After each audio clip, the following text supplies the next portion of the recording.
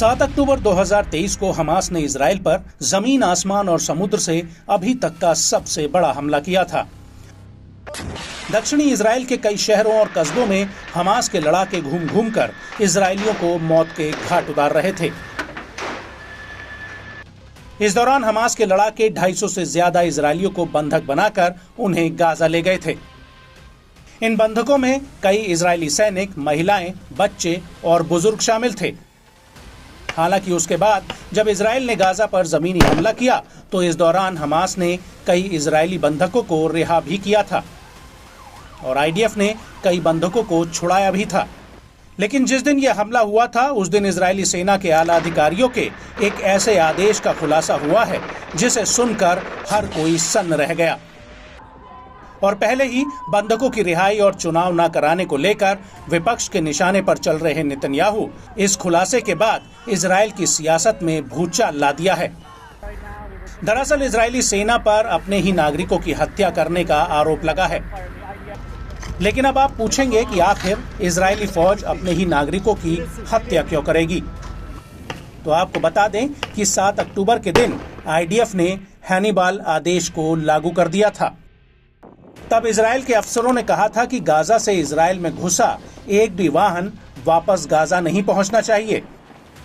लेकिन इन्हीं वाहनों में हमास के लड़ाके इजरायलियों को बंधक बनाकर गाजा ले गए थे।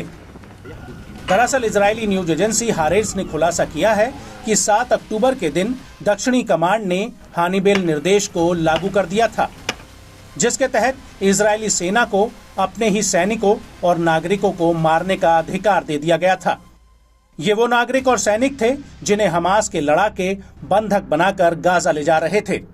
हारेट्स ने सूत्रों के हवाले से बताया कि इस दौरान इजरायली एयरफोर्स ने 3 सैन्य अड्डों और चौकियों पर हवाई हमले किए थे जब इजरायलियों को बंधक बनाकर ले जाया जा रहा था।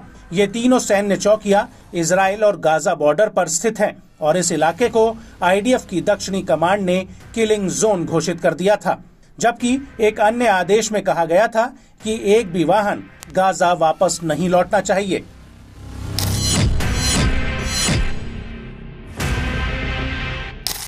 आपको बता दें कि हैनिबल डायरेक्टिव से इजरायली सेना को यह सुनिश्चित करने की ताकत मिल जाती है कि वो सैनिकों को बंधक बनाए जाने से बचने के लिए सभी तरह के उपाय कर सकती है।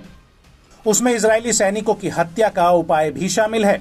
और इन निर्देशों को लेकर हारेट्स ने अपनी रिपोर्ट में आईडीएफ के कई सैनिकों और सीनियर कमांडरों के हवाले से कहा है कि आंकड़े ये संकेत देते हैं कि बंधक बनाए गए कई इजरायली सैनिक इजरायली बंदूकों के निशाने पर और खतरे में थे।